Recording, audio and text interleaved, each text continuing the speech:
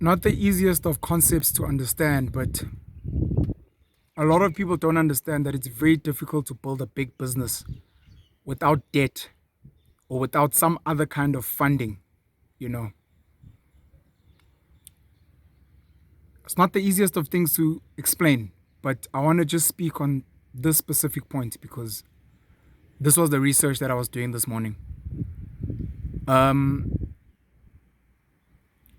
Retail is probably one of the more popular aspects of any economy, specifically food retail.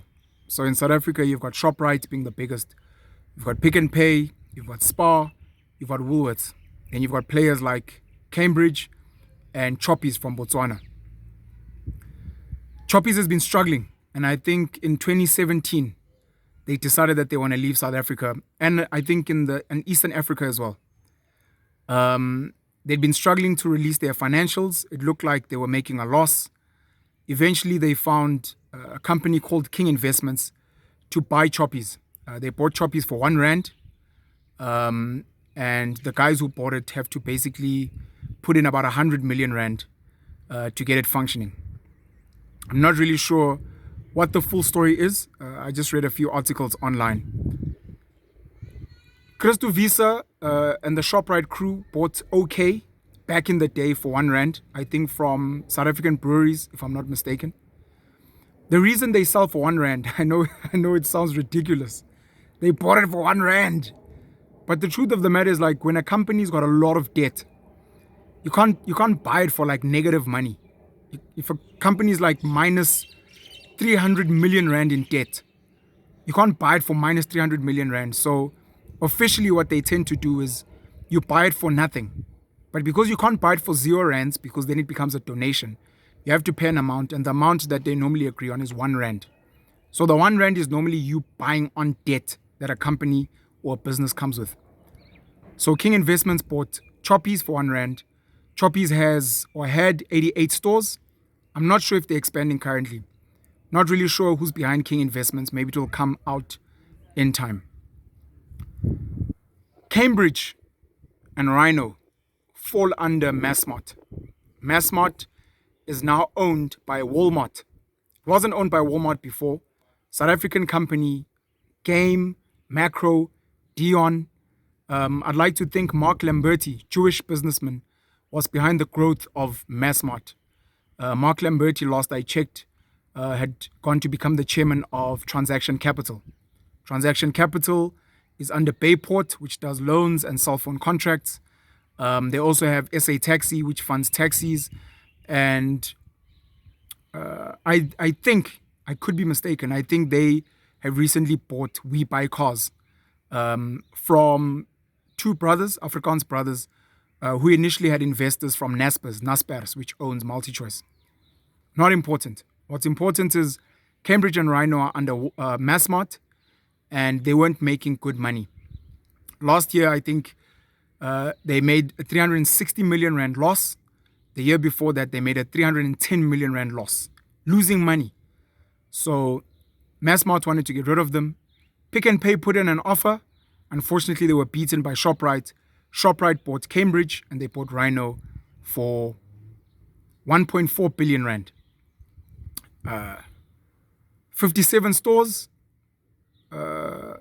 one meat processing plant, and I think 3 fresh produce businesses as well. I'm giving this background because I want to explain that business is not what we think it is. Building a big business is not what people think it is. In a group that I'm in this morning, I was highlighting that I almost think that Pakistanis, Somalis or Somalians, Ethiopians, the guys that run the spaza shops, might be the only food retail arm in this country that doesn't have debt. And that's a very, very big might. Because they might have debt from their home countries, or maybe there's certain big business people in this country, whether they're locals or they foreign, that have given them the money to run these spaza shops and to expand on them. Shoprite has got a huge liabilities in their balance sheet, for those of you that know how to read financial statements. Same with Pick and Pay, same with Woolworths, same with Spar, and a host of other retail stores. People don't understand what this really means. What this means is that they didn't build their empires off of profit. They built it from loans, either from the bank or because they got shares by selling a piece of the company to investors. This is called equity funding. In an easy example, if you want to rent out property, a house with 10 rooms, you want to rent out a house with 10 rooms at 1,000 Rand per room.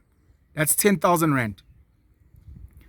You don't own this house, so you need to go to the bank and you need to get out a bond, home loan, a mortgage. Bank will give you money, and every month you maybe have to pay 8,000 Rand to the bank. You get 10,000 Rand in rent, you pay 8,000 Rand to the bank, you keep 2,000 Rand. That 2,000 Rand might have to pay for rates, might have to pay for maintenance, or it might come into your own pocket. If it so happens that any month you don't have enough tenants, or the tenants are not paying, you will then start struggling to pay the bank back. That's one house that you owe the bank for. You make 2,000 Rand per month. If you're paying off well, you can go back to the bank and say, look, I think I've been paying off well this bond. As much as it's a 20-year bond, been paying for 3 years very well. Please give me more money. I'd like to buy another house. Found another house, 10 rooms, 10 tenants. And you do the same thing over and over until you have maybe 10 houses. 10 houses, making 10,000 Rand each, means you're making 100,000 a month. But you're sending 80,000 Rand to the bank and you're keeping 20,000, maybe not even. If any of those 100 tenants are not paying, if you've got empty rooms, you start struggling. What happens then is that the bank then repossesses all of those properties. That's how you see big companies crash and people don't understand. If you heard tomorrow that Shoprite is bankrupt, it's collapsed, it's going under business rescue, you won't fucking understand. You'll be like, but I was in a Shoprite store today and it was fucking packed. It doesn't work like that. Because the company has got so much debt and owes so much, the 10 million, 50 million, 100 million they're making a month has to go to paying debts. When it's not paying debts, it's paying salaries. When it's not paying salaries, it's paying rent, especially in these expensive shopping malls. If it's not paying that, it's paying tax. If it's not paying tax, then it's paying for reserves or some other business expense like marketing. If ever people are not buying from the business because there's a lockdown, because people have been retrenched and they don't have money to be spending there, the business starts suffering. And even if a business is making 50 million a month, if you have to pay the bank 55 million and you're only making 50 million, that means you're 5 million Rand short every month. And if that happens for a long enough time, the bank will say, we need to collapse this business. It's not working. I'm saying this because I want you guys to understand, because a lot of people do not understand business. A lot of people are confused. How does it work? How is it? It works like that. People take out debt to run businesses, and the money that they make is not coming into their pocket. It pays for a whole lot of things that you don't see.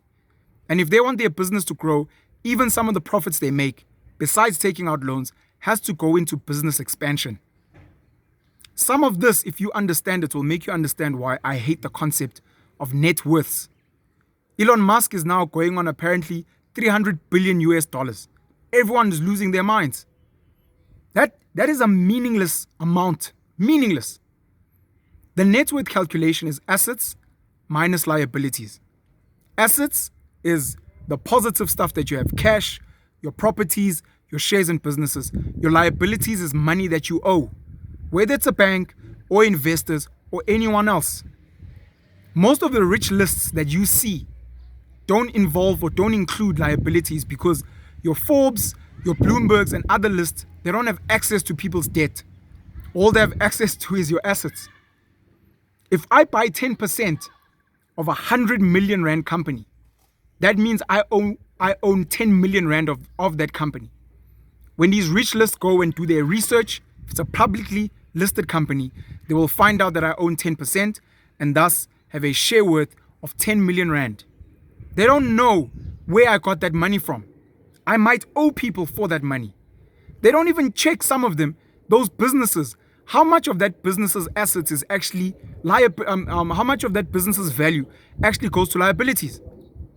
Because then you'll know that that 10 million might actually be worth 2 million or 1 million, Or maybe the debt that I got to buy the 10 million rand stake, it costs so much more that I actually have a negative net worth. Elon Musk's worth is based on speculation. Speculation is a guess. If Tesla is doing well, if SpaceX is doing well, there's a chance that it will keep doing well in the future. So as much as I own a share that is $10,000, I think it's probably worth about $20,000 if I sell it to someone else. That's speculation. It's not real money. No one gave me cash. Elon Musk can't take his 200 and whatever billion worth of shares and sell it today and have cash. He doesn't have that cash. Even if he tried to sell his shares, it would be very difficult, to take months, if not years. And because it's Elon Musk and he's got a brand that is worth something, there's a chance that those shares will become worthless. Not worthless, they become worth less. Worth less money. But people don't understand finance and they don't understand these things and everyone goes crazy. But that's how it works. The sooner you understand this, the better. I prefer cash flow. I think Kanye West currently makes about 300 million US dollars. They say his net worth is $6 billion, but that doesn't mean anything in the real world. If tomorrow maybe he's caught in a rape scandal, something bad happens, if Adidas refuses to carry on making Yeezys for him, his value it's crashed, it's worth nothing. But all I want to know is, how much cash have you made? It's the same in business. How much cash has this business made? How much of that cash has to go to paying debt? How much of that cash has to go to paying for operations? How much of that cash goes to paying tax? How much cash does the company keep? And then after we see how much money the company keeps, how much money is then declared as a dividend to shareholders? Because I could be Patrice Motsepe with $2 or $3 billion, and maybe the mines that I own at African Rainbow Minerals make 300 million rand in 1 year as a company. That 300 million rand, after it's paid all its stuff, maybe it's left to 20 million. After that 20 million, then I declare a dividend to myself that is maybe only 5 million rand.